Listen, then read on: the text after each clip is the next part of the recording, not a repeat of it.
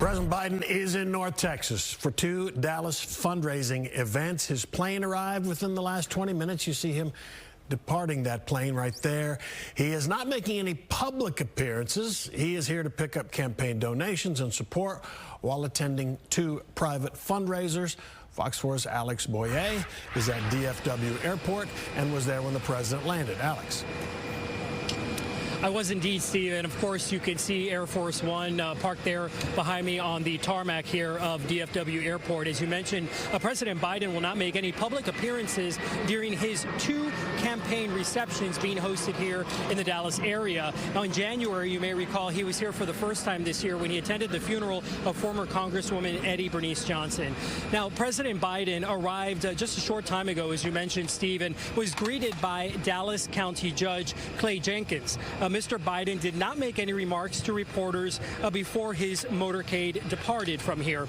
Now, reports indicate that one of tonight's events will be hosted by a group of trial lawyers, the other by a businessman, and both events are reportedly in Dallas. Now, he did make a public campaign stop earlier today in Phoenix. As for the Dallas fundraising trips, SMU political scientist Dr. Matthew Wilson says that money raised in Texas by Biden can be spent in battleground states like Nevada and Arizona, where Biden has been spending some time campaigning.